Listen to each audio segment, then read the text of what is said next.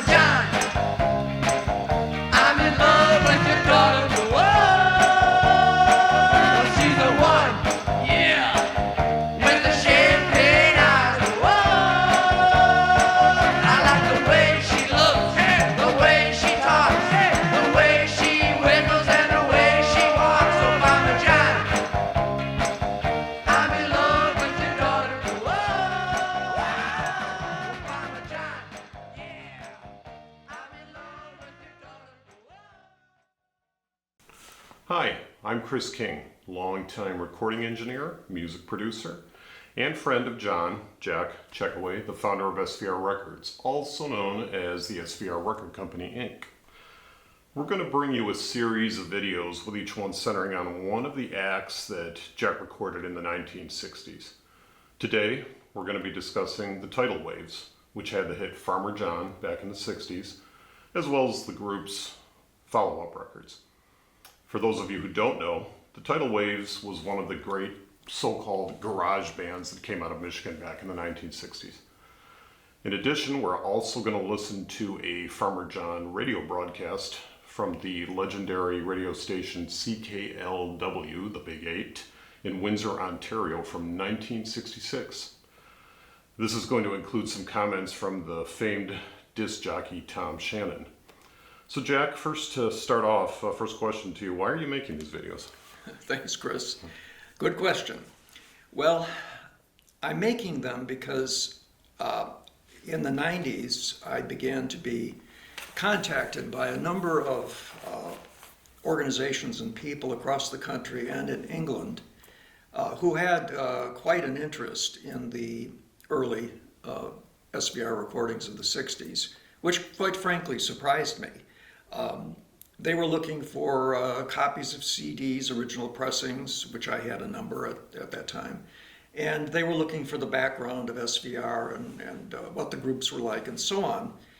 So at first I didn't think much of it, but then as it continued to grow, I thought to myself, well, you know, there seems to be quite an interest. So that led me to take the original master tapes and go to a studio that was run by one of the original engineers who did some of the early 60s records for SVR. In other words, someone I worked with, Dan Dallas. And so in 1985, we took the masters, that is to say Dan and myself, and remastered them in sort of a simulated stereo. And the result was a recording which we released on the SVR logo, SVR Rock Hits of the 60s. And that was then released. Here's the vinyl version. And also we released a CD version also, which I think will be shown. I think these are still available for those who might be interested in hearing them. I was very pleased with the audio on the remix because I thought they were true. They weren't mono, they were the simulated stereo, but I thought they were quite true to the original intentions of the mixes. So how did you come to record the Tidal Waves? And by the way, I see you have your Tidal Waves fan club button on. Yes, I do. And yeah. I discovered this the other day, and I was surprised that I still retained one, but I did. So I thought it would be appropriate to wear today. So when I think of the Tidal Waves and the recording of them in the 60s, I think of how young we all were. I mean, I was 21, 22 years old, a student at the University of Michigan, and I had always been interested in recording and the magic of pressed records, and always interested in audio. So early on in my late teens, I had the idea that I'd like to form my own record label and look for talent, develop it, record it. And so in 1964, I did form the SVR Record Company Incorporated, SVR Records, sometimes known as the SVR record label. And I recorded a series of groups that we'll talk about in other videos before the Tidal Waves. In fact, there were 6 releases before on SVR before the Tidal Waves Farmer John, She Left Me All Alone recording. That was their hit, their big hit. So the group was quite young itself. I mean, there were 3 ninth graders and 2 seniors. The group was composed of Tom Waring, John Waring, and though they were both on percussion, Tom and vocals. Tom was the drummer, as well as the lead vocalist in most of it. And then there was Mark Karpinski, who was lead guitar, and there was Bob Slapp, who was bass, and finally we had Victor Witkowski, who was rhythm guitar. So that was the original lineup, and that is the lineup that I recorded Farmer John at United Sound in 1966. I was I always worked with a producer, a co-producer, but I was always the final word. Jack, did you use a particular method for working with your acts prior to recording? Yes, we certainly did, and this is one of the things I wanted to particularly talk about. One thing I would like to add about the Tidal Waves and how we recorded them, or how we became aware of them. The Warings were distant cousins of mine, and my mother, of course, would have a communication with their mother periodically, and she was told, my mother that is, by Mrs. Waring that her boys were involved in a rock band, the Tidal Waves, that were, really getting crowds at their local high schools and so on. They'd been together about 4 months at this point, as I understood it. So that led to an audition of them, and that led to me signing them to SVR Records. Now, much is made, or at least there a comment has been made about SVR requiring $200 from the group to record. And I have to say, we did, in fact, ask for $200 to record the group. It was $40 a piece. And the reason we did that is we were a very small label, and we knew the session at United Sound, which we're looking at $100 an hour, plus in the case of the Tidal Waves, we added a Motown saxophone player, which is kind of important to the recording. And that cost us a lot. So the bill alone at United was well over $500-600, and then there was of course, the tooling, and the Tidal Waves were never asked to put up any other money, whatever, for anything. So I just wanted to mention that, because somehow I noticed on the net that this is always mentioned. I don't know what the intention is, but I just wanted to clarify that or explain it. Now, in terms of working with the groups, we developed a very definite way of going about it. We meaning myself and a producer. Now, SVR, through its history, used 8 different producers. There were some that were primary, meaning that they were in a lot of the recordings. One was Richard Shafari, a friend of mine at the University of Michigan, and he was a student in the School of Music and a very, very schooled musician, interested in all types of music, not just classical. So I asked him to work with me in the studio, and before we got to the studio. And it's before we got to the studio that I'd like to emphasize. The Tidal Waves, as I may have said,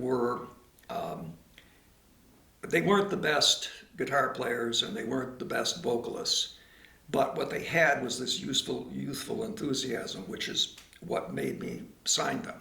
When I heard it, it just leapt out at you. So Dick and I, Shapari, we sat down, we listened to the group. They played us their crowd favorites, which happened to be Farmer John, which was a cover from an earlier recording, and by a different group called the Premiers. And their original, She Left Me All Alone, which was written by Victor Witkowski, the ninth grader. So we decided that these were the two that we would record, but then we rehearsed them, and there were, while Farmer John is not the most pristine recording in terms of pitch and everything, we ironed out a lot of things before we ever got to the studio. We couldn't have it run on and on and on as they did when they performed it. And at that stage, they were very amenable and well rehearsed when we went into the studio. So, and then in the studio, we were dealing with 4 tracks at that time. That was the state of the art. It was recorded on a Scully 4-track, a 280 machine. And United Sound was one of the first all transistorized studios in the country in terms of its board that was custom built. And our primary engineer that we used almost constantly on all the SVR records was Les Cooley, who had designed that board. And Les was great to work with. So as it went, we recorded the Farmer John tracks and the Motown sax that we added. Like all of the great Motown musicians, he was able to ad-lib appropriate parts with just hearing it 1 or 2 times run through. And so I believe on our 4th take, that was the one that we kept. And I don't know, I had mixed, as I listened to it in the control room, I had mixed feelings about whether that was a hit, but Les Cooley, as he did in his quiet way, he said, I think you've got something here. And he proved to be correct. So that was our method. We always, rehearsed the groups.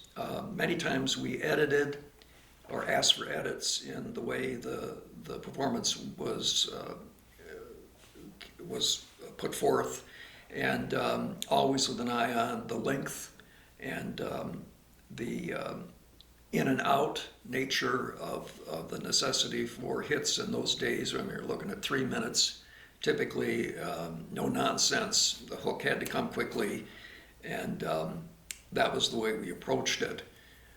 So it wasn't a situation where, except in a very few instances, where we simply said, well, okay, we'll just go into the studio and they can play and we can see what happens. We never did that, ever, on any act.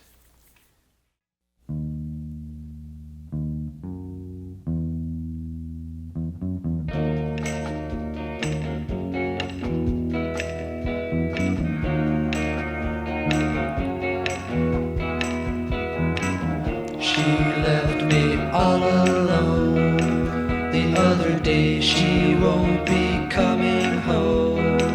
She's far away. I wonder what I did to make her go. I wonder where she went. I do not know. She left me the other day. Now she's gone to stay.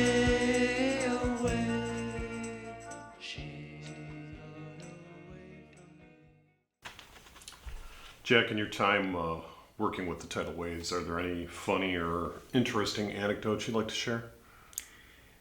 Yes, as I think back about them and the energy and youth that we were dealing with, I think of the follow-up sessions after the hit of Farmer John. And at this point, Farmer John really took off in the Detroit metropolitan area before I turned around, although I did meet personally with Paul Cannon, the program director at WKNR, who was really a nice guy and fair about adding music. He'd give the small guy a chance, a small label a chance. And I met with him, and the group was playing around, and they were getting big audiences. And before I knew it, I found that WKNR had added Farmer John to their playlist, and one week and the following week CKLW did, and then WXYZ followed, the three big stations in Detroit, and then WTAC and WTRX in mid-Michigan, and then Toledo and New York. And so it became a big record in the Midwest and began to hit the national charts. At that point, I was very concerned about what would be the follow-up, because I didn't want them to be a one-hit wonder. And the other thing that was pressing at the time was money. I mean, I had to keep pressing records to supply the distributor, and our distributor in the Midwest was Cadet Distributing, which happened to be located in Oak Park, Michigan. And as I began to feel pressed with money to just keep up the supply of 45s, the Oak Park people at Cadet transitioned me, into a production agreement with Hanna-Barbera Records, HBR. Hanna-Barbera, the film people with the Flintstones and so on. They took over pressing and distributing and promoting nationally as the record built. Well, as this was going on, I was very interested and concerned about the follow-up record. So another development was that two of the players, the young ones, Vic Witkowski, the ninth grader, and Bob Slapp, the ninth grader, they left the group. And their parents were concerned about their youth. When touring came up, the parents just weren't open to them going, so they were quickly replaced by Dennis Mills and Bob Long. Dennis Mills on bass and Bob Long on lead guitar, not lead guitar, but rhythm guitar. So those changes quickly came, and then comes the follow-up. And this was all happening in 1966. So we go to United Sound, and first of all, we worked with them, and it turns out Dennis Mills came up with what we thought was a great follow-up, I Don't Need Love, and his original. And the group also, Dick Schifari happened to write a song that we thought might have some potential. And then on top of that, the group itself was developing a piece called Big Boy Pete, another cover, and on top of that, Mills wrote another song, Action Speaks Louder Than Words. So we decided, to make a long story short, to record all of these in one gigantic weekend session at United Sound. And as we began to work on these in the session, first of all, the group came in higher than a kite. I don't mean on drugs or alcohol, but they were just so excited about what they were doing that they were kind of hard to control, actually. And we had asked members of the Detroit, or we had hired members of the Detroit Symphony Orchestra to come in as accompaniment for the ballad I Don't Need Love, and Dick had written the string parts, Dick Schifari. So we started with that, and that went well. And then we moved on to, I believe, we moved on to Action Speaks Louder Than Words, and that went well.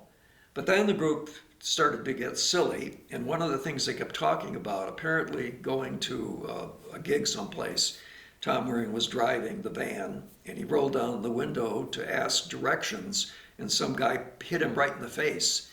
So, and that just happened the day before. So he kept talking about that, and the group kept talking about that, and they incorporated, when we were recording Big Boy Pete, they incorporated that line about being punched in the face in the recording, and they became more and more hard to handle. So by the time we got to Hot Stuff, which was another song written by Dick, which they didn't particularly like, they began to ad-lib things in the lyrics that we didn't like. So I sort of took a long, hard breath at the end of that, thinking, well, at least we got I Don't Need Love, a good recording, Action Speaks Louder Than Words, a good recording, and also we got a decent recording of some of the others. So the anecdote was I can picture the excitement and this fact that they couldn't get out of their heads that somebody, they were young kids and they couldn't get over the reality that somebody just out of the blue would sock somebody in the face for asking directions. So that's one anecdote or a bit of history that I remember. Hey, Miss Kitty! David Blitz is an open space. Ask the directions, get punched in the face. Round pull of knife. You jumped on pig. Oh! They pop from the corner right on out to the street. They swung from north.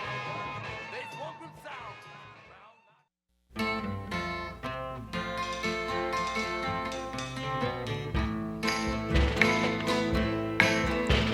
If I had a chance to do it over, I wouldn't even try.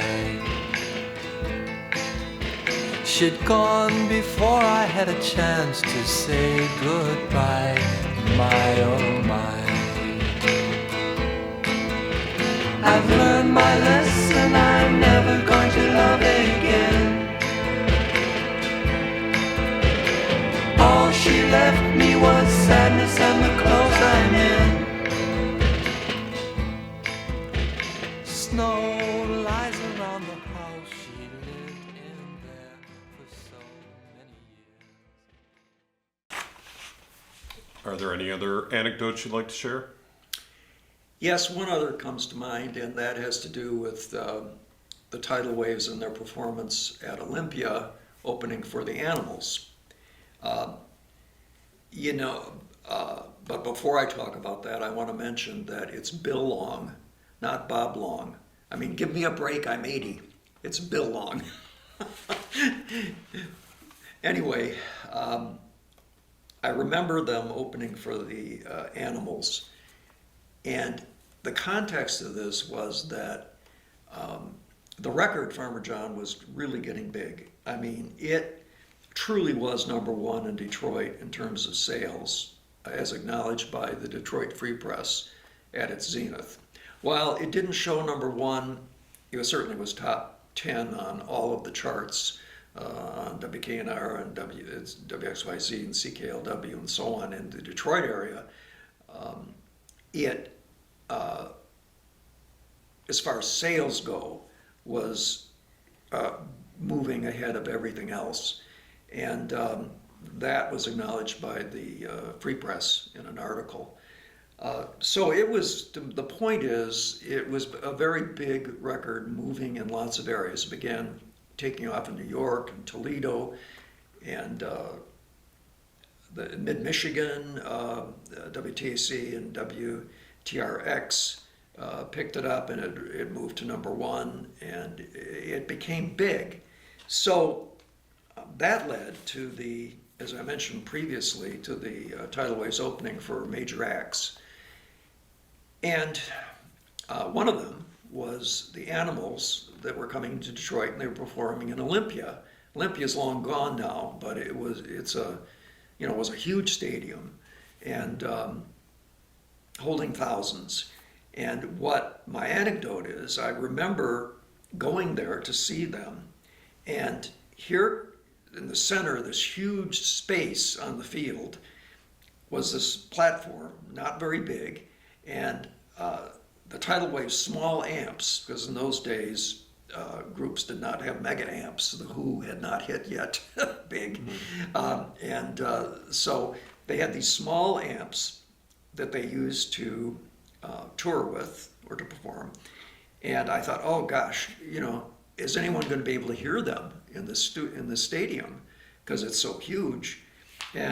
But they came out and they performed, and you could hear everything fine. The acoustics were good for a huge venue, and it was packed. And then the Animals came out, and I thought, well, surely they'll change these to larger amps. But no, they also had a set of small amps, and they performed, and it was a similar experience acoustically. But I never got over how even in those days when mega huge amps weren't used in concerts, that when I first sat down and looked at that, I thought, oh my gosh, this is never ever gonna fill the stadium, but it did. Of all of the Tidal Wave recordings that you were involved in, which of them is the best in your view? That's a hard question, but I would say that probably the ballad "I Don't Need Love," and which, by the way, was the WKNR Key Song of the Week, and did move up the charts. It didn't certainly wasn't the hit that Farmer John was, but it did certainly attract some sales and some attention and some charting. That was one of them, and I have to say the other one would be "Action Speaks Louder Than Words." The trouble with that is at that point in time, we were signed over to Hanna-Barbera Records, the cartoon people, which I may have mentioned earlier. They established a national label, and we couldn't possibly field the number of pressings that Farmer John was requiring, so our local distributor, Quintette, connected us with an agreement, production agreement with SVR Records, and they just didn't follow through and promote the way they should have. And before we turned around, they were out of business, and we were in the middle of trying to develop the Tidal Waves and other acts. But Action, so that's why Action, which was the last release we had of the Tidal Waves on HBR, Action was played a lot by Robin Seymour on his Swinging Time television show, which was kind of like the Dick Clark show, and it was a TV studio connected with CKLW. So it was a weekly show, and I think they also had a Saturday show.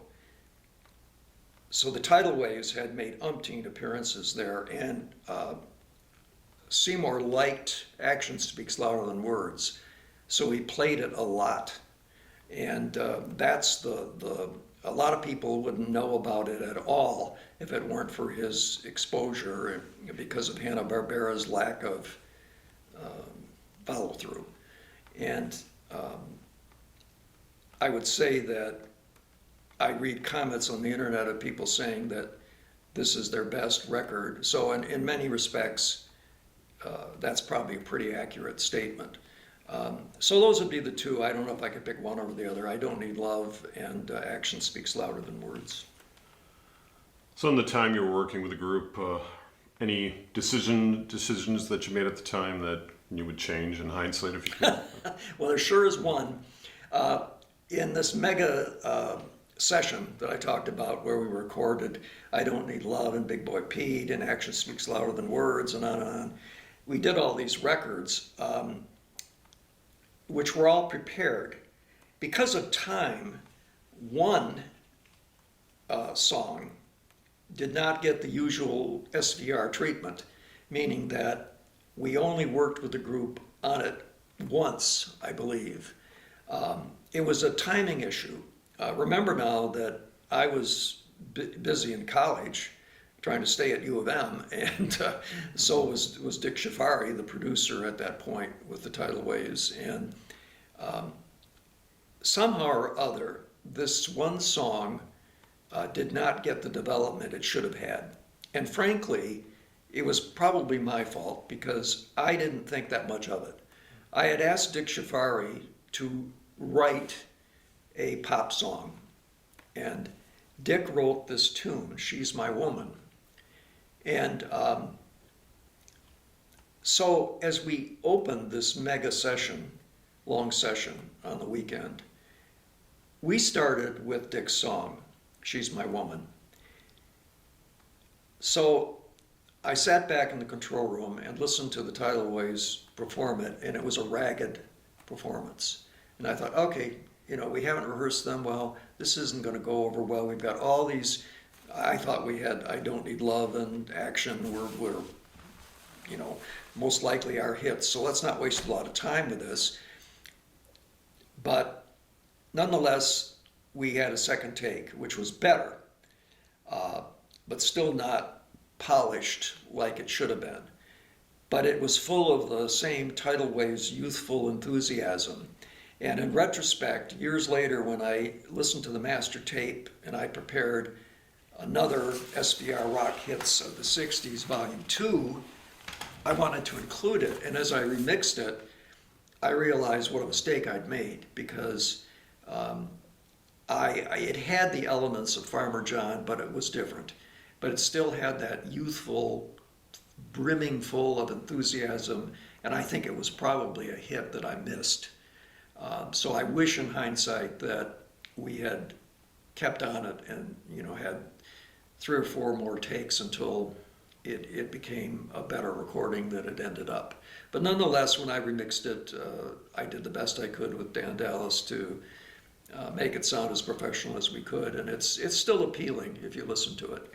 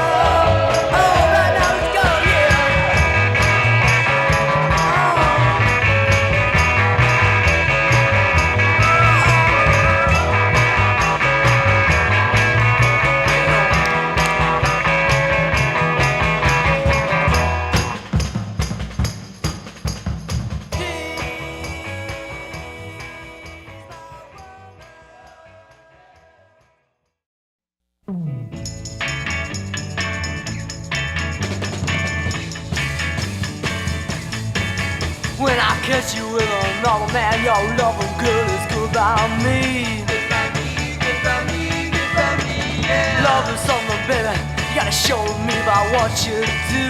What you do, what you do, what you do, yeah. But all I ever get is a bunch of side mouth talking from you. Talk from you, talk from you, talk from you. I say action, action speaks louder than words.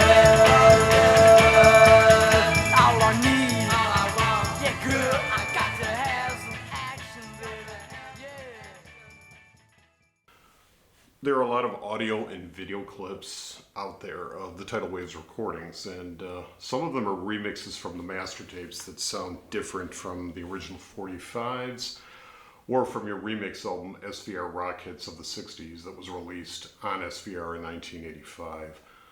Which do you think best represent what you were trying to achieve? Yeah, I'm glad you asked that question. I have mixed emotions about the remixes that are out there. The background of this is that, as I mentioned before, I did, in 1985, because of interest, I did SVR issued SVR Rock Hits of the 60s, Volume 1, in vinyl and in CD. And I also mixed a second album not much later, we were thinking of releasing in the 90s. I had prepared the final master tape for transfer, and then I got contacted by several parties that were interested in, one was interested in leasing the master tapes, Rhino Records. Actually, that happened a few years before. And to use various cuts in their albums for national release reissues, which we did. And then I got a contact from an small independent label that wanted to actually purchase the master tapes. So I was all set to issue the SVR Rock Hits Volume 2, and which, among other things, had the She's My Woman cut that I mentioned earlier. And I got contacted, as I said, with this offer from the smaller label or a Western label to outright purchase the master tapes. And they had plans to include them in various albums and so on. And at the time I thought I was very busy with other projects, and I thought, well, at least they'll get them out there. So I agreed. The result of that was that there were mixes made that sonically I strongly disagree with. That is to say that they were off of the target as far as what the group and what I and others wanted for the sound. Some of them are very thin, some of them are definitely out of balance, some of them muddy, and most of all, I objected to the fact that some of them included outtakes or extended fades that were never meant to be released to a mass audience. I mean, I can give you an example of a group where we had rehearsed the fade. Everyone knew, the group knew, I knew that the fade would be fairly quick, which was the common thing in those days. And yet there were reissues with the whole fade, just where I can still remember in the control room running my finger like this, so the group would say, keep going just in case. And they went out of tune and so on. And this stuff has been reissued, and I cringe when I hear it because it was never meant to be heard. The group didn't want it heard that way. I didn't want it heard that way.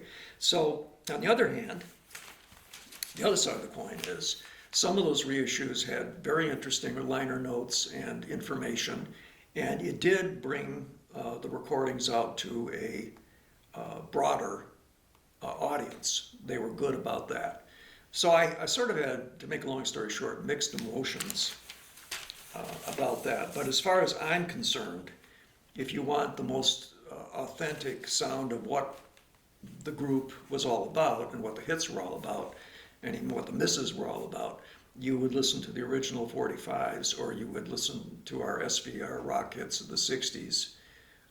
Those are the ones that, I mean, with the SVR rock hits of the 60s, as I mentioned, I worked with an engineer that I worked with in the 60s to record some of these groups. We used the same equipment. In fact, we even used the same master recorder, the same Scully 4-track machine that we used. And they were very carefully done to reflect. They have more of a soundstage because we did some simulated stereo, but they were very true to what the original 45 sound was. And so as I say, I have mixed emotions about that. And finally, how did you come to end your work with the Tidal Waves? Well, that's a kind of a sad story. You know, in those days, and really for some time after, the record contracts were structured in such a way that the company had many advantages. One thing that lasted forever, and for all I know, it's still going on, and that is the concept of reserves. In other words, a record company would press so many records, and they get them out to distributors, and they try to generate airplay and sales interest, as we did. And in the contracts, there was always a reserve clause, meaning that the label was free to, would only pay royalties after accounting for reserves. Well, what does that mean? Well, it means that when, in those days, a record label like Hanna-Barbera, when it took over Farmer John, it pressed initially 50,000 records, initially for the United States and England. Okay. When it came royalty time, they would only pay royalties on all the records they could account for. And that included, only included records that were not returned, marked damaged, or records that had been given away to retail outlets as freebies. And that was a common practice then, that in other words, okay, so Tower Records is, orders, they come in for an order for 1,000 Farmer Johns, and but they expect 200 gratis. That is to say, to get 1,200 and to be able to sell 1,200 and only pay for 1,000. This was a common thing. So the record labels had to account for all of this time-wise, but in the royalties they paid, because the contracts were such that they would only pay for records that were sold that they got paid for. And this took some months. So there were reserves. In other words, of the 50,000, maybe we'd get a royalty payment for 8,000, and there would be 42 marked reserved, because basically it meant they didn't know what has happened with them yet. They can't account for them yet. So the sad story about the Tidal Waves, after we connected to and had the agreement with Hanna-Barbera, is in typical industry fashion. The first royalty payment had a huge amount of records in reserve. So the royalty payments to the group were small. And they had expectations that with all this action and playing around, that they were going to get thousands and thousands of dollars. And when they didn't, it's as if they had never signed an agreement. I mean, not only did they sign, of course they were kids that their parents signed, and all of this was spelled out in the agreement. There should be no surprise. But like so many people, sometimes they just sign things to sign things and don't really understand it, or perhaps don't carefully go through it.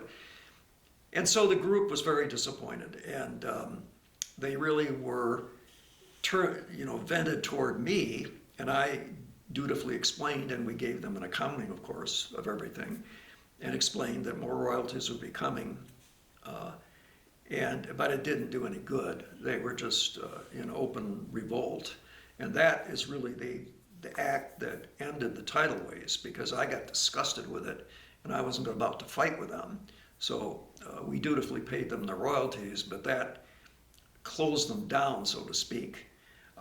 Also, I see online several times, one of the ex-Tidal Waves, one of the ones that left right after Farmer John, I think even during its promotion, maybe afterwards, would write that I said, that Farmer John sold 900,000 copies. Well, let me tell you, a sale of 900,000 copies would have put the record in the Billboard top 5, because the Billboard tracked on sales, and it would be 100,000 short of a gold record in 1966. So I might have said something like, I hope it sells 1 million records, but I never would have said such a thing, because it was ludicrous. But that's another internet thing that is not correct, that lies out there. So I wanted to comment on it. But then what happened was, the name and the group, I wanted to continue. So we replaced the only group member of the original group. Bill Long is the only one that wanted to continue working. So we replaced the Tidal Waves, the ones that were in revolt, with others, namely Rick Jackson on bass, Jerry Cernell on keyboards, Lenny Milkus on drums, and then Bill Long was the lead guitar. And renamed them as the group, The Groove. And we recorded the last 2 things we ever recorded on SVR with that group, namely a remake of Said I Wasn't Gonna Tell Nobody, the Isaac Hayes tune, their own arrangement, that is to say the Groove's arrangement, which is really quite good, and an instrumental called You're Going to Love Me. Both were recorded at United, and Dan Dallas happened to be the engineer, and they are also featured in our, was going to be featured in our SVR Rock Hits of the 60s, Volume 2. But those were the last ever made SVR recordings in the 60s, and unfortunately, they weren't hits, or they didn't become hits. They were released on Liberty, because by then, after Hanna-Barbera collapsed on us, we were then shunted over to Liberty Records in LA, which was a, at that, it was a major independent. But they were, by the time they got started releasing our product, they were bought out by United Artists and then a chain of others, and they were in an absolute stage of chaos. So we went through the same thing as we did with Hanna-Barbera, in the sense that they didn't really promote like they should. And we were in the same sort of situation with another group on Liberty, which we'll be talking about in another interview, the Unrelated Segments. But that's the story of how it ended, unfortunately.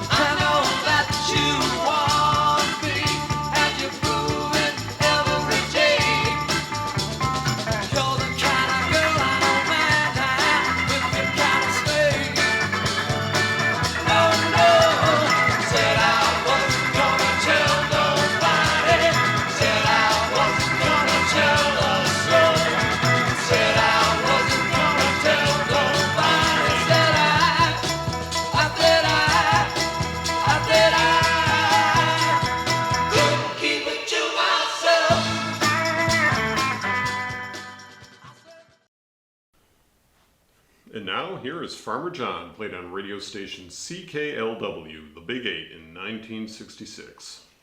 First, we'll hear a little bit of the CKLW news, then Farmer John, and then comments by Tom Shannon, the legendary 60s and 70s disc jockey. By the way, this would be the original SVR Lacquer Master cut impressed by RCA Custom Record Productions before Hanna-Barbera recut masters that it used for the US and England. Killed an estimated 522 of the enemy in one of their major victories of the Vietnamese War. The 2020 weather word, bright. Fair and cool tonight, low 38. Weekend outlook, cloudy and cool. It's 56 degrees in CK Country now. This is Ron Lindsay for 2020 News.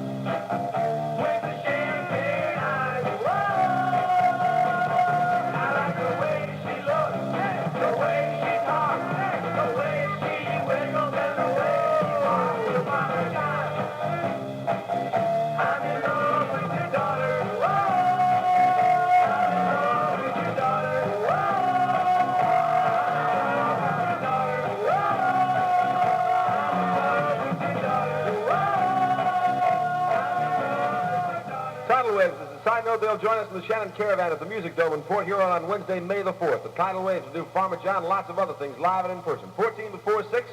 Mamma mia, it's a good pizza. All right. Well, thank you for sharing your memories of the Tidal Waves and their hit, Farmer John.